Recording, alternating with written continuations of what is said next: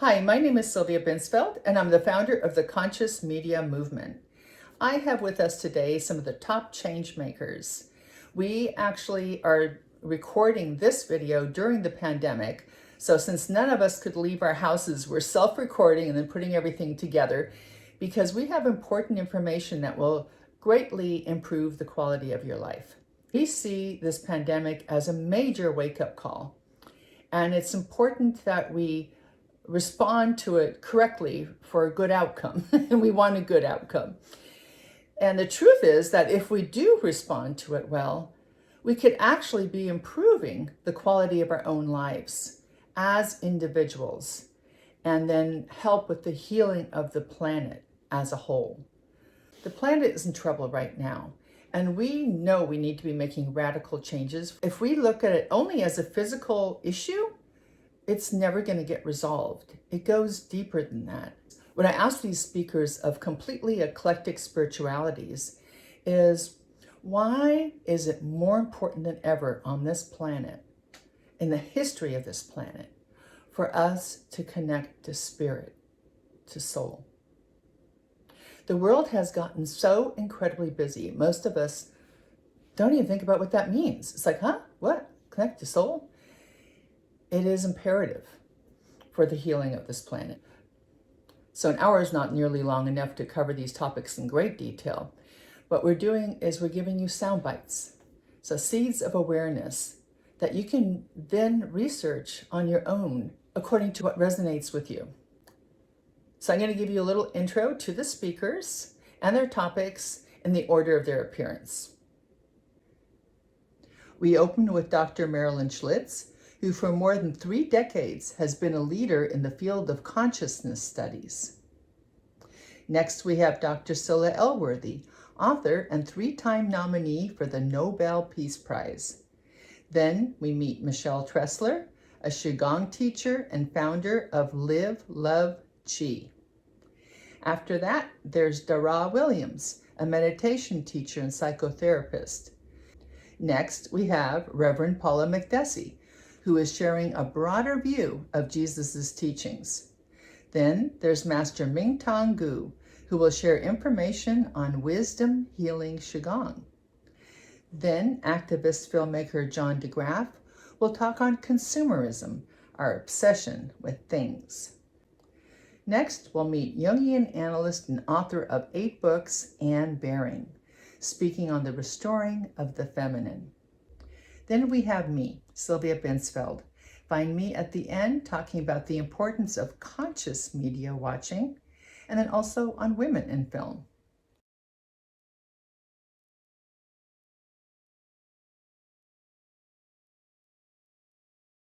Hi, I'm Dr. Marilyn Schlitz. I'm a researcher who works at the interface of consciousness, healing, and transformation. My journey to this profession, to this career, to this vocation began when I was an undergrad, and I discovered 2 books that literally changed my life. One was by Thomas Kuhn, The Structure of Scientific Revolutions. And this was a story about the nature of paradigms and the fact that we live in a particular worldview, and that worldview is neither fixed nor absolute. And that, in fact, throughout the history of science, our ideas about reality have shifted fundamentally. That was a very liberating concept for a young idealist. The second book that I discovered was called Psychic Explorations by Edgar Mitchell, one of the Apollo 14 astronauts. And Edgar Mitchell's story was provocative and inviting.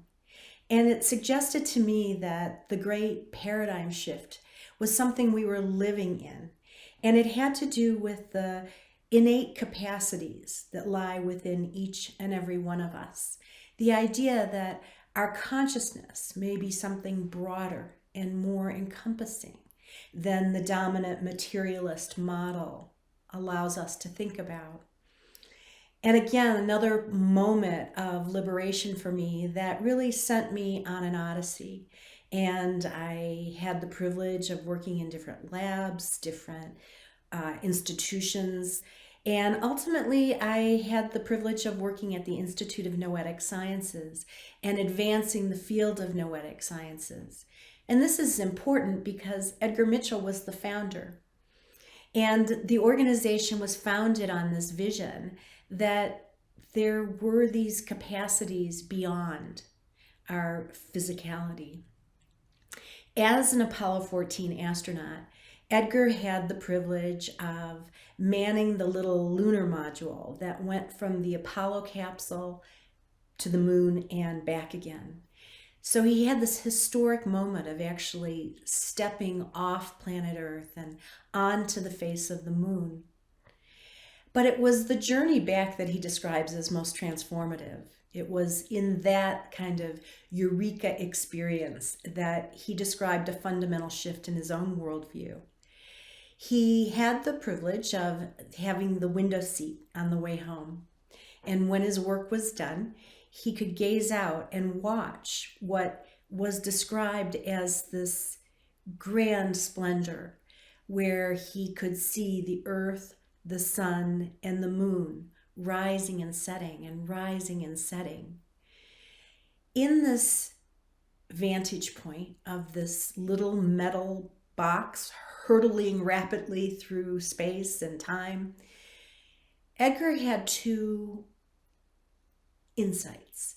The first came when he looked down at planet Earth in all its beautiful glory, and he realized that it was a whole system. This is the kind of image we can now kind of take for granted. But at the time, he was one of those first people to witness Earth from the vantage point of space.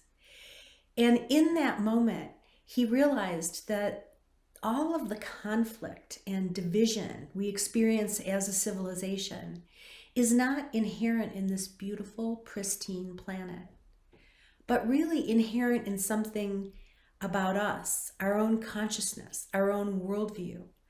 And that perhaps the great frontier wasn't outer space and this exploration of the cosmos, but really the nature of inner space and coming to terms with our own beliefs, our constructions of reality, and looking at how those experiences limit us, create the kinds of conflicts and suffering that we face as a civilization today. The second piece of his epiphany was that as he gazed out into the universe, immersed in the stars and the planets around him, he got a sense that there was no separation. Here he was, an astronaut, trained at MIT, very experienced in Newtonian physics and the idea of an objective world out there, and yet he had this divine, transformative experience in which he explored, encountered, understood the fundamental interconnectedness of all of us, and that the particles that were generated at the time of the Big Bang were actually living through us each and every day. When he came back to Earth with these profound insights is when he began to explore in a very systematic way the nature of consciousness. And then, to look at the ways in which our worldview becomes a kind of literacy, and that we can grow a pedagogy, a system of learning that can help us to understand what is a worldview. What is this lens of perception through which I experience everything? My understanding of myself, my relationship to others, my sense of connection to a broader whole. All of these are informed by my worldview. And what's so curious about worldviews is that, fundamental though they are, they remain largely unconscious. So we're being driven by these experiences, by these filters that we're not even aware of. Ultimately, a fundamental part of my work then is to understand the nature of our personal worldviews, where they come from, what motivates us to behave in certain ways, where do our own reactivities get triggered, and how is that informed by this lens of perception. The second piece of this worldview literacy project is to look at the nature of our engagement with those whose worldviews are fundamentally different from our own.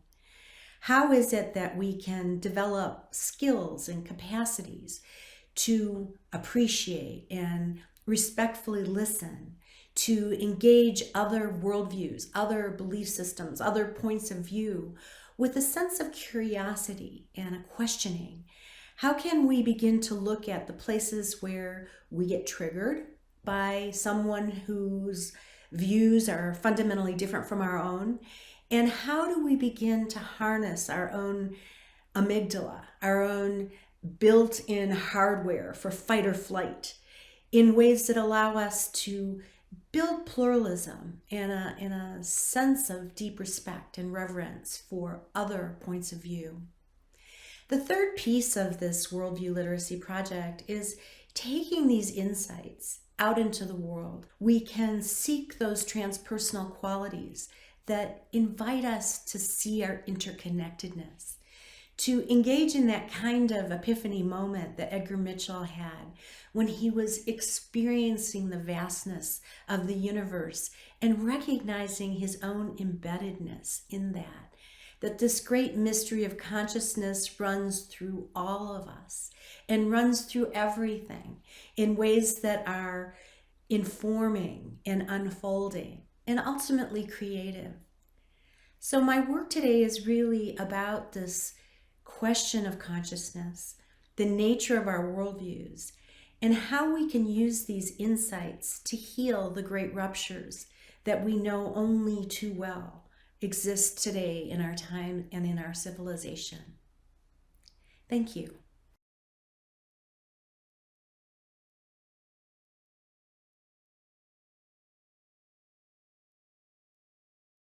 You're asking me is, why is the path of spiritual awareness so vital now? I would say it's never been more vital. But the reason I say this is because I've been working with peace builders, people who are risking their lives to stop other people getting killed in some of the hottest conflict areas of the world. And the ones who are most effective at building peace are the ones who have done what I would call the inner work. Those who are on a path of self-knowledge, a path of self-inspection, self-examination on a regular basis. And there's a reason for this, because when we're confronted, as many people are being in their daily lives now, in countries which are not actually at war, but just in daily living, we're confronted by situations which could make us fearful, which could make us disillusioned, depressed, whatever the effect of today's crises are on you. If you have a daily practice on which you can depend, namely a way of calming the thinking process and going down into the heart, so that you have a steadier, quieter, calmer approach to the problems you're facing and may be facing at any moment, that is where your strength is going to lie. That is what's going to make you useful to building a world that's more peaceful, a world without war. And I can't emphasize this too strongly. I've seen it again and again and again, that those who have done this, this reflex into quietness, into calmness, are the ones who are the most useful, the most imaginative, the most empathetic, the most able to listen. And it's the skill of listening that actually enables disputes and disagreements to be resolved. If we learn the skill of actually putting ourselves in the position of the other and moving from the mind, which says I'm right and you're wrong, to the heart that says, oh my goodness, is that how you feel? Then we have a bridge across which we can go to make peace, whether it's in the family, in the workplace, in the community, or even at government level. So at every single level, we know now that self-awareness and in some cases spiritual awareness, a spiritual tradition, or any kind of daily tradition of self-examination it's not just helpful, it's vital. Thank you.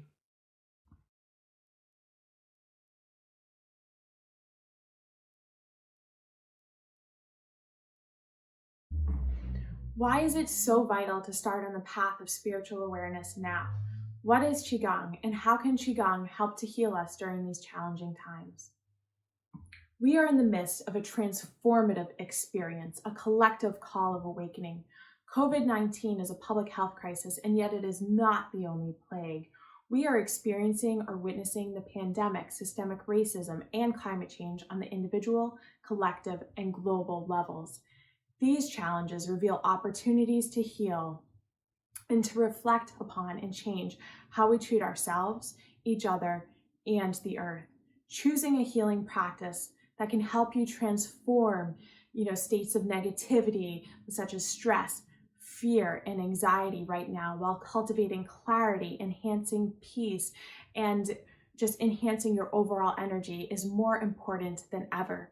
Qigong is a transformative practice that can help you more skillfully navigate during these turbulent times and help you to heal yourself. And in doing so, you help to heal the world. So what is Qigong? Qi means energy or life force energy, and Gong is the practice of. So very simply, Qigong is the practice of energy.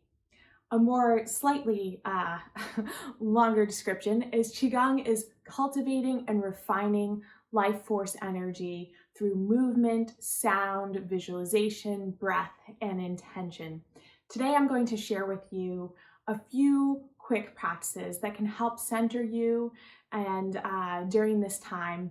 And I want to let you know that this is just barely skimming the surface. Qigong goes very deep, but I want to offer you a few tangible, applicable tools that you can use today. So, Yi Dao, Qi Dao, the first principle that I am sharing with you. What does it mean? It means where your mind goes, your energy flows or follows. So what are you tuning into? Where are you allocating your time and attention? Because what you're focusing on is where your energy is going. So throughout the rest of today, I want to challenge you, the Yi Dao, Qi Dao challenge, just to notice. That's the first step. The second step is intention and attention. So as you begin to notice where your attention is going, perhaps think of setting an intention. An intention is, okay, I would like to focus more on love, joy, happiness, and less on distress and fear. That's a very simple practice. Now, it's not a strategy for avoidance, but rather efficiency. So you're not wasting energy. So you can still, be observing difficult things, and yet you're not mired in them 24/7. And something you can think of, a metaphor for this, is having an inner garden, a beautiful inner garden, in which there are flowers and there are weeds. And the flowers can represent love, hope, peace, kindness, compassion. And the weeds can represent fear, anger, distrust, and disharmony and greed. So just notice what resides within you. And don't judge it. It's all okay. We all have a mix of both. But what's important is that what we nourish flourishes. So what we're spending our time and attention on, we are literally feeding within ourselves. So what are we growing? Are we growing the flowers, or are we growing the weeds? And this brings me to the next potential practice for you to try out with me right now, which is the moments of mindfulness. So just taking one conscious breath throughout the day, just to reset and to notice where you are, where your mind has been, and redirect our flow as to what we wish to be thinking of, where we would like our attention to be, and therefore our energy. So you can do this with me right now. We can inhale together and exhale. And then you can add in an arm movement. So when you inhale, you can just gently raise your arms up. And then you can you can imagine pouring qi down as you exhale. So I want you to imagine a beautiful waterfall of light behind you. And so together, as we raise our hands up and inhale, we're just connecting with that beautiful waterfall of light that we've playfully imagined around us. And then we exhale, and we are clearing our field around us and within us. And let's do that once more together. Inhale and exhale. This helps to center us. It helps to ground us. It helps us to return to our center. And another thing that you can do is when you're walking through a door frame, or perhaps when you're washing your hands, as we're all doing that so many times a day, just consciously notice that where your mind is at that moment. What's important is you are the only one who chooses your state of being. You're the only one who directs where your mind is going. Harmony within creates harmony without. And this is the idea that what we act from is just as important as what our actions are. So are we acting from a place of inner balance and harmony, or are we acting from a place of rage and frustration? Have we done the work to transform our emotional state within us so that what we are putting out into the world reflects that which we wish to achieve?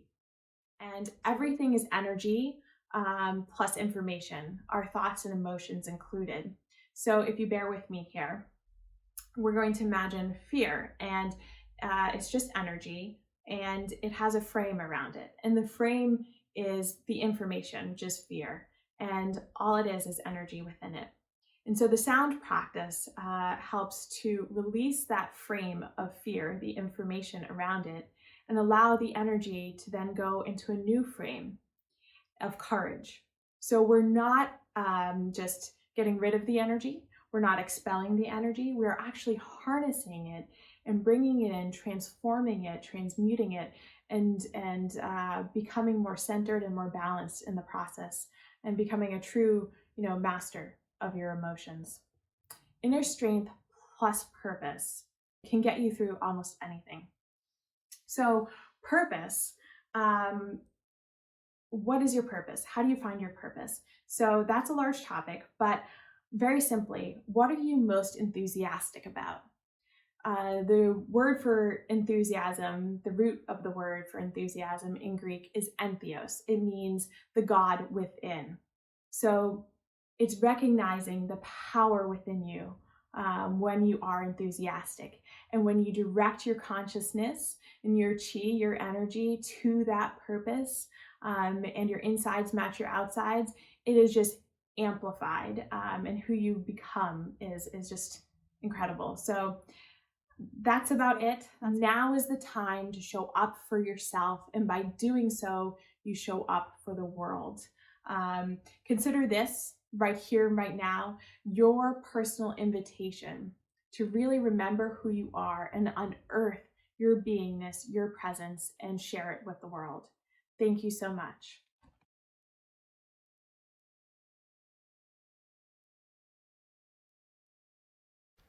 Greetings, DaRa Williams here. Why more than ever now do we need to connect with spirit? The way I like to think of it is, how do we move in these times connected to our heart? That's in these times between the pandemic and the struggle for intervention in the terrorism that is right now being directed towards Black bodies right now and for the last 400 years or more, which I'm sure many or most of you have heard. In addition to how it's been for our indigenous relatives, the Native Americans whose land we all walk on. So there's these erupting, I call these times actually seismic in nature, because it feels to many of us that there is a intense up-leveling of demand, appropriately so, for changes in this society, and this door that we entered in terms of speaking about these changes right now is represented, by what's happening in relationship to police and Black people, as just another one of the symptoms. But the way I've been putting it, that's right now the house that's on fire. But after we put this fire out, there's lots more to attend to. And in order to be ready to continue and make possible the sustaining nature of energy and engagement that's going to be called for to really bring about these massive changes, we have to be right. We have to be home. You know, we have to be engaged in self-care in ways that we can be with and take action from a place of clear seeing. The observation and what we're engaging with in this commentary is the usefulness, the benefits of meditation towards that end. You know, so the benefit of meditating is that actually it used to be that we had more natural, more accessible ways of entering into and engaging with meditative states, quietness, connection to nature, pause, being able to bring awareness to conditions and circumstances around us. But our society, our culture has become so complicated that doesn't happen as naturally as it once did. So there's two practices. Anytime during the day, at any moment, you can stop and pause and breathe from the belly, the chest, breathing in, breathing out, and say to yourself, breathing in, I calm my body. Breathing out, I calm my mind. May I be balanced. May I be at peace. That's from Jack Kornfield's book, The Art of Forgiveness and Loving Kindness. Breathing in, I calm my body. Breathing out, I calm my mind. May I be balanced. May I be at peace. Almost taking that on like a mantra. Or a mantra, don't even need to go all that deep, but just a way to start soothing the nervous system and establishing a sense of ease and calm, even as we are angry, even as we are frustrated, even as we have difficulty.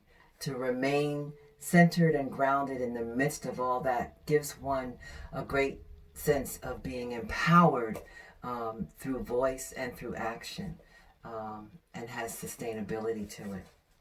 I'll end my observations with another thought around meditation, and that is the use and engagement with gratitude.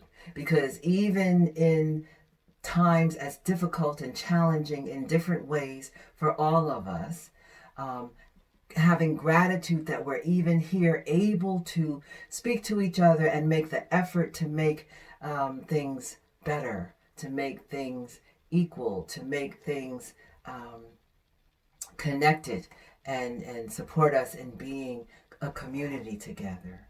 So here's another reflection that I use daily, and you can make it work for you. With gratitude, I remember the people, animals, plants, insects, creatures of the sky and sea, air and water, fire and earth, all whose joyful exertion blesses my life every day. With gratitude, I remember the care and labor of 1,000 generations of elders and ancestors who came before me. I offer my gratitude for the teachings and lessons I have been given. I offer my gratitude for this life that I have been given. So thank you. Take good care.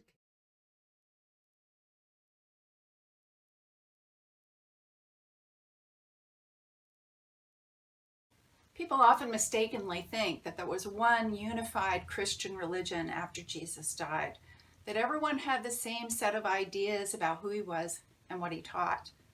That actually is not true. In fact, Christianity was very diverse in the first century. After Jesus' death, there were many different groups that sprung up with various interpretations of who he was and what his message was really about. As the second century began to come to an end and moving into the third century, there was competition among these different groups around their interpretations of these teachings. And the one that prevailed, the one that came out basically on top, was those who called themselves Orthodox Christians. Well, they wanted their religion to be the one true Christianity. And so they systematically went about obliterating any other of the groups or their interpretations. And so one of these groups that has become more known in recent years was the Gnostics. The Gnostics were a group that had a very different interpretation of Jesus and his teachings. And we know this because of a catch of 52 texts that were found in Upper Egypt in 1945. And they revealed these incredible gospels, these incredible writings that portray a very different sort of Jesus, a very different kind of ministry. In the Gnostic Gospels, as they're called, Jesus was more of a wisdom teacher. And in fact, his ministry sounds almost more like an Eastern religion. He sounds very Zen-like, actually. The word Gnostic means knowledge or wisdom. And actually, the better translation of it would be insight. And so the Gnostics really took to heart the importance of, on the spiritual path, doing our own inner work, of coming to a sense of self-realization. This was truly what it was all about, and as we read these Gnostic Gospels, we see some really key differences between what they taught and more Orthodox, or what we know as now traditional Christianity. For one thing, the Gnostics did not believe that God was separate from us, that rather God was intrinsic to us, that God was an integral part of our being. They also did not emphasize so much the idea of sin and redemption, but rather illusion and enlightenment, an awakening inside. And perhaps as important as anything, the Gnostics had a very balanced view of the masculine and the feminine, whereas the Orthodox Church emerged into a patriarchy, a hierarchy, and a whole doctrine around a male trinity. The Gnostics had a much more balanced view. It's absolutely fascinating to realize that in the New Testament Gospels, Jesus called God Abba, or Papa, to convey parental love, care, and compassion. But in some of the Gnostic Gospels, he referred to the Creator as Abba, Amma, Father, Mother, God. And in the Hebrew wisdom literature of his day, they referred to divine wisdom as Sophia, the female personification of God. Sophia was believed to have been God's first creation, a partner in creating all that came after, and so Jesus' language reflected that. And what we are beginning to really see and understand is that his ministry did not consist only of male disciples. He also embraced and included and empowered women. He had holy women that were an integral part of his ministry, including his mother Mary, Mary Magdalene, her sister Martha, and many others. And he loved and respected women, and he wanted them to have equal power and authority. He considered them his equals. Well, this, of course, is evident in the truth that is coming out around Mary Magdalene, who was miscast so long ago as a prostitute. We could conjecture why, but the important thing is that the church, organized church, has recanted that and is now increasingly recognized that Mary Magdalene was Jesus' spiritual partner, that he often gave her a preeminent status among the disciples. He saw her as a spiritual leader for the ages. And in the Gnostic texts, Mary Magdalene is referred to as the apostle to the apostles. Jesus called her the woman who knew all. Wow.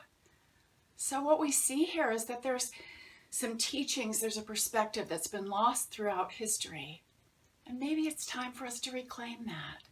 Maybe it's time for us to look back to that original balance between masculine and feminine, not only for the sake of Christianity, for the sake of ourselves, for our world, for the fullness of who we are here to be. So I look forward to this continued exploration and seeing where it might lead us to perhaps a new realization of who Jesus was and how we can apply these teachings in a holistic way in our lives.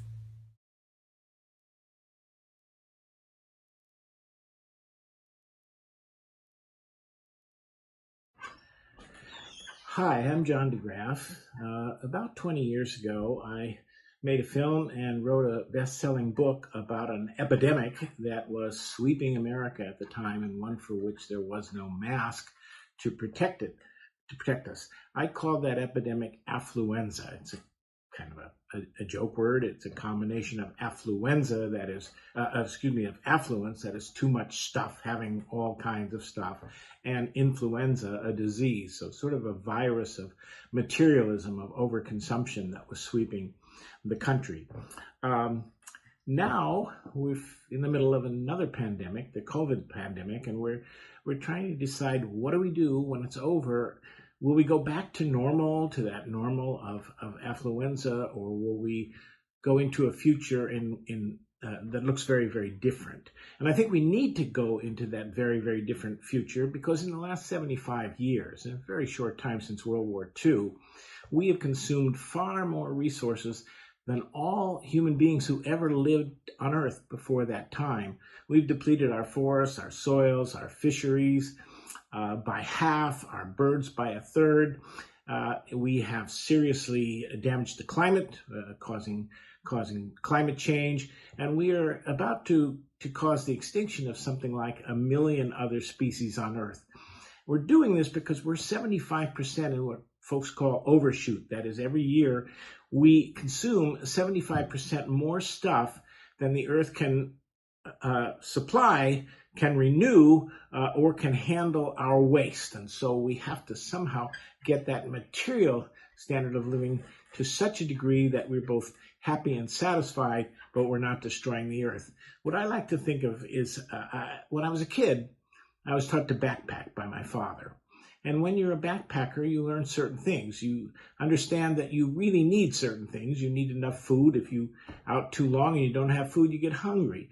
You need water, and if there isn't water available, you're going to get very, very thirsty. You need something in the Sierra Nevada mountains of California, where I was, to protect your food from the bears who will get it otherwise. Early in the season, you need some mosquito repellent, or you get eaten alive. You need proper clothing. But that's what you need, but you understand that if you carry too much, if you put too much in your pack, you're going to be miserable because it weighs so much. And I think of America as a backpacker, our country as a backpacker, which has never learned those lessons. We have this enormous pack stuffed with tremendous amount of things, more goods than any other people around the world. And we're miserable. We're leaning backwards, trying to carry this big, heavy pack, falling backwards sometimes so that we're flat on our back like a beetle or a turtle that can't right itself. We're angry because the straps are cutting into us, and we're blaming everything, immigrants, women, African Americans, gays, taxes, regulations, for our misery, instead of understanding that it's these priorities that are stuffing too much in our pack. And what do we do instead? We assume that the way to be happy is simply to put more undifferentiated stuff into our backpack, which is already full to overflowing. Now, the backpack, it should be said, for many Americans is also missing essential elements. We have some people that are too poor. They don't have enough food to survive in a good way. We have thousands, millions even, of homeless people who don't have basic shelter. And while we have a first aid kit that is a healthcare system, it's a defective one. It doesn't cover everybody, and it doesn't give us what we need. So as we go forward into the future after COVID, I think we need to think like a backpacker. We need to think about what we need in the pack and what we don't. What is excess that in fact is causing us misery and at the same time is destroying the earth. I think if the planet could speak, it would say that we Americans are something like little COVID viruses running around on the planet that are, in fact, making it sick. and that it would be very good for the rest of the species and for the planet if we Americans would do a little social distancing, if you will, and also if we would get under control our enormous consumer habit, which is in fact consuming the world. Thank you.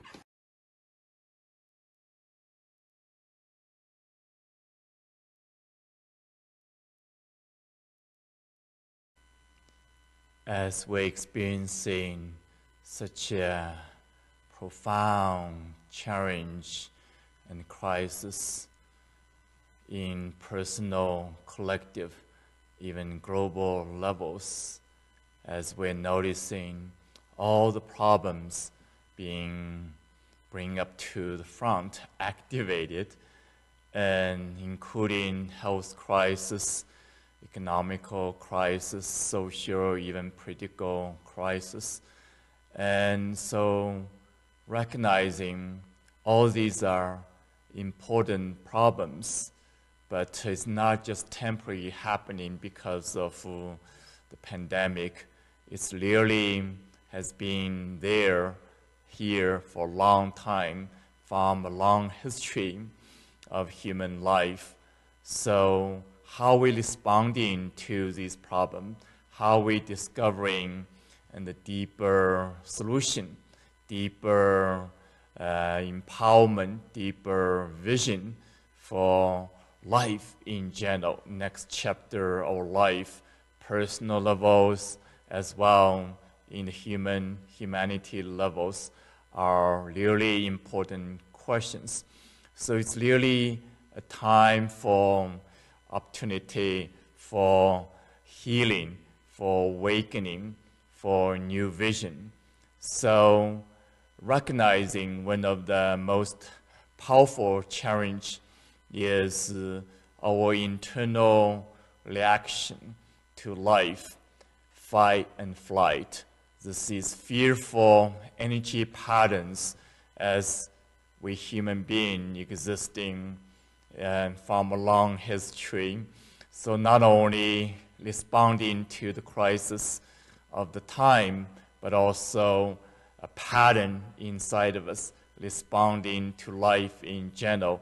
So one of the empowering practice from the wisdom healing Qigong practice is really recognizing this pattern of fight-flight, fearful pattern in your energy system, directly awakening the energy in your body by using the movement, using the sound, using the meditation practice, honoring this energy of power. When this energy is contracted, we're experiencing fear, anxiety, even overwhelmness, even depression. So when the same energy is awakening through this practice, opening, connecting with the entire body, opening, connecting with life again, the energy of the earth, the energy of the universe, the energy of all relationship, the energy of creation, then we come back to our essence, come back to our creative power, come back to our resilience, come back to a deeper center, conscious choice for life in general. So we can learn how to take care of ourselves, take care of each other, take care of the planet Earth more wisely, more lovingly, more effectively, with more nourishment, more fulfillment of life.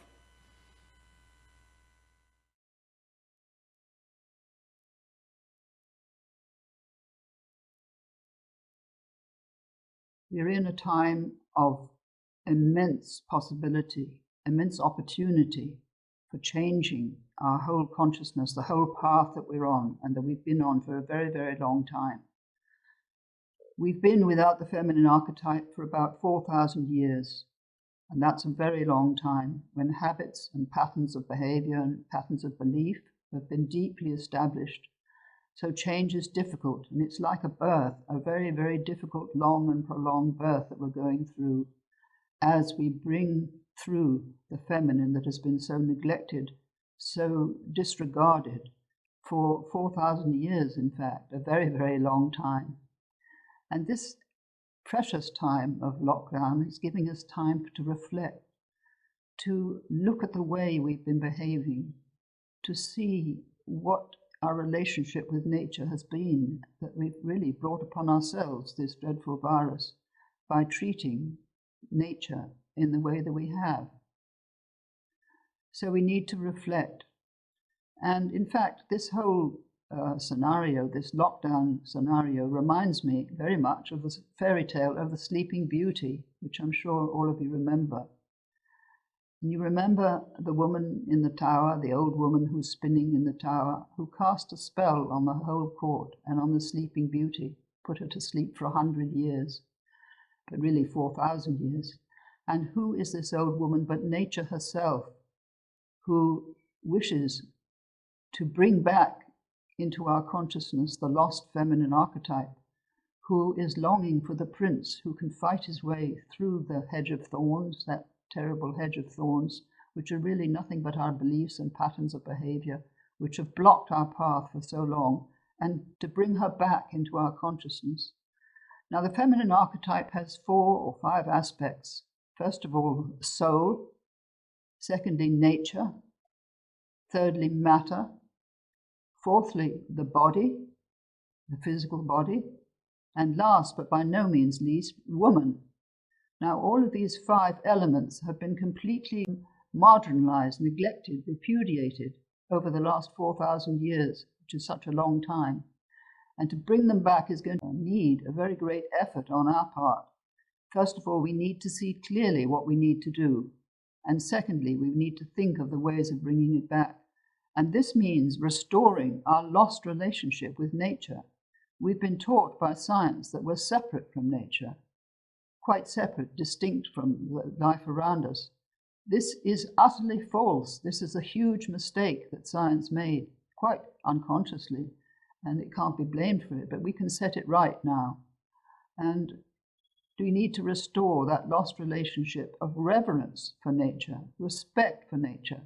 We can't go on using the resources of the planet only for our own species. What about all the other species? What about our relationship with them? So we need to rethink the whole attitude that we've been imprinted with for a very long time, not only by science, but also by religion, because religion split matter off from spirit, split nature off from spirit. And that was the case in the 3 patriarchal religions. From a very long time, for 3,000 years ago, this is what's been happening. So nature has never been considered part of spirit, part of the divine, part of the divinity of the whole cosmic entity that we're part of.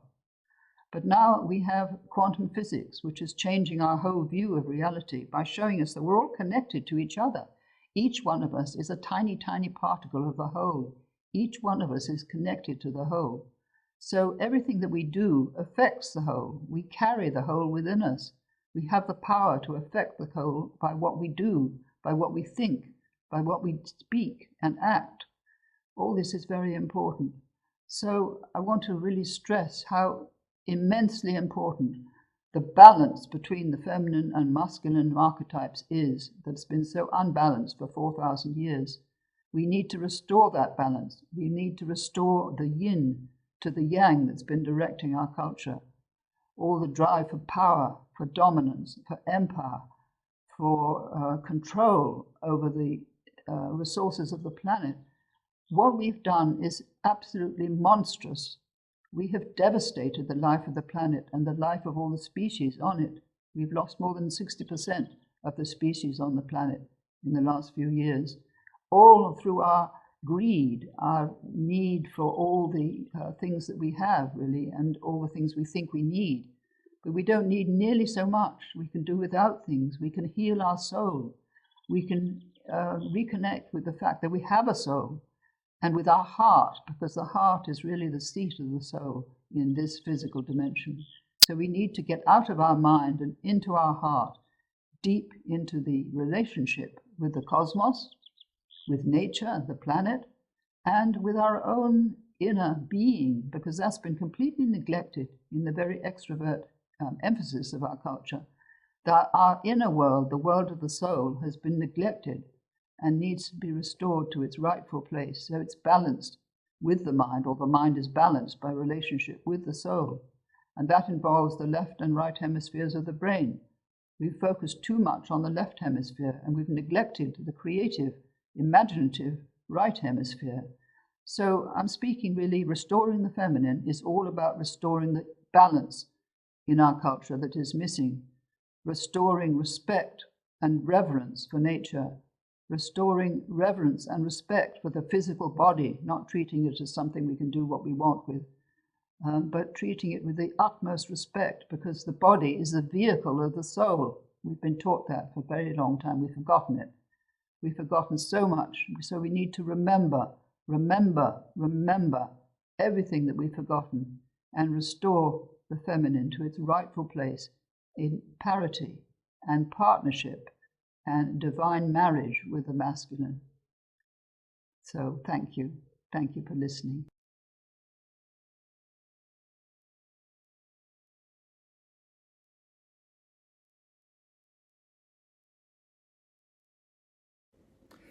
So the mission of the conscious media movement is to use the power of story to raise mass consciousness, and with that, help with the healing of the planet. There is such tremendous power in story. It teaches us about life. It can teach us how to behave, what to accept as normal. We don't think we're influenced by it so much. We have minds of our own. But what you watch every day and day out absolutely affects your psyche. And I always compare it to this, and if you heard this before, I apologize. But I see it as eating junk food every day. If you were to eat junk food day in and day out, never ever take a look at any vegetables, just junk food, you would expect your physical body to get quite sick. And we absorb junk media day in and day out, and we don't think what it's doing to our psyche and to the psyche of our children. So it is actually quite a big deal. It can change society. What we're watching can change society.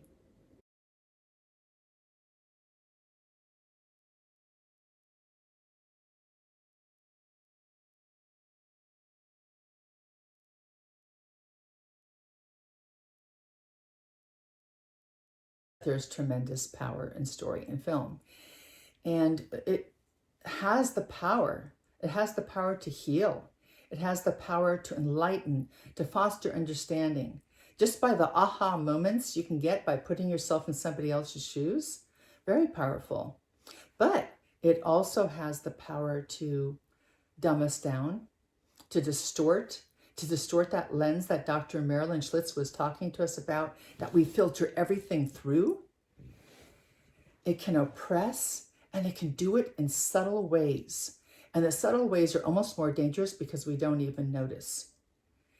And that brings me to my topic today, and that is women in film. You see, for the longest time, it's only recently starting to change, and we have Gina Davis to thank for that. But there were not really that many roles for women in film for the longest time. And you're going to say, oh, they were all over film. But let me just tell you this. When I dabbled in acting for a short bit before moving to the other side of the camera, or it's actually much worse, there were 3 men cast for every 1 female. And in the background scenes, it was even worse. There was like 83% men in all the crowd scenes, and only like 17% little ladies sprinkled throughout. So first of all, they got 75% of the roles, and we only got 25, so we didn't have the same opportunities. But the worst thing is that bizarre world it created, where women didn't quite exist as much. And we absorbed that into our psyches. And more importantly, they didn't contribute as much. They didn't contribute to the world as much because in the plots, in the stories, it was always the guys pushing the story forward.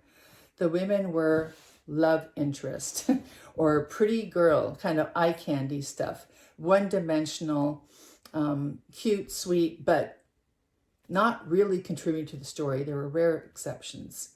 And it was the same thing in little children's films. There was 3 boys to every little girl. So imagine that lens that was handed to us by Hollywood. And in the little kids' films, it was, again, the boys doing the interesting things, and the girls could be the little annoying girl or somehow on the side. And often, way too often, sexualized at a very early age, which, I can't even tell you how unhealthy that is. But that started to change recently. Well, actually, it's like, I want to say 16 years ago, Gina Davis pointed this out. So she's been, over time, trying to create changes there. And she went to the studio execs and said, hey, you need to put more girls in your films. And you need to give them something interesting and worthwhile to do. Because if they can see it, they can be it. But not with what they're handed right now. And most of those execs were actually pretty surprised by the research she did. So it tells me maybe it wasn't even intentional. So then what does it come down to? I think the heart of the problem is something that needs to be resolved. And that is, could it be who is telling the stories? Could it be that for all these years, it is only one gender telling all of the stories that shape our society through their lens of perception only?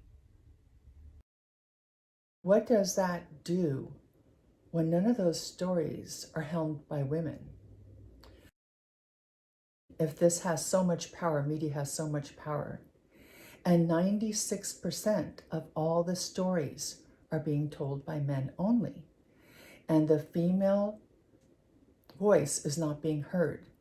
And this is not a feminist statement that's meant to create upheaval.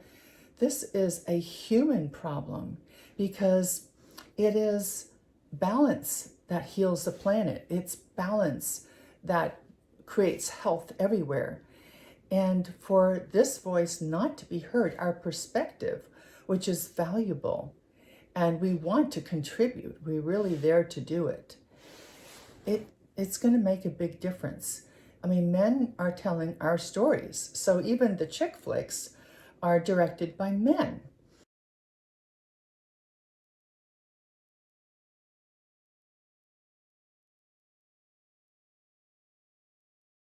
Imagine you fought in Vietnam. It was guerrilla warfare. Our boys weren't prepared for that. The horrors must have been beyond words. And now you come home and you need to share this story, but you're going to be told that a woman's going to tell the story. And he said, well, that's okay. I mean, if a woman wants to give her perspective as well, I wouldn't mind at all. I said, that's not what I said. I said, what if only women were allowed to tell that story? We weren't there. We didn't feel it. And he goes, well, that's absurd. And I said, exactly. Walked in our shoes, you're not telling it right. Let us tell our own stories. And he really got it for a moment. I thought I got through to him. Then he left.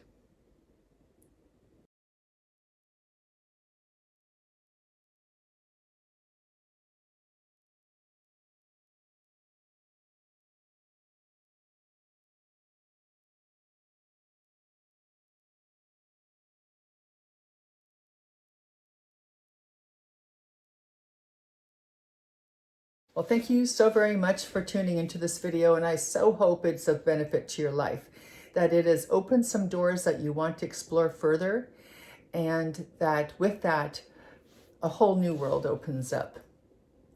And the one common thread, or the two common threads I actually heard among most of our speakers, was that until all of us are equal, no one's equal. For harmony on this planet, we need equality. And then the other thing was that we need to work on our inner world. That if we create inner balance, and we never think about that. It feels foo-foo to people sometimes because it's also, our world is so outside. But if we tend to our inner balance and actually go there and work on that, everything improves in respect to that. And once we have ourselves balanced, we're able to contribute to the world as a whole on a whole different level. So thank you again. Talk to you later. Bye-bye.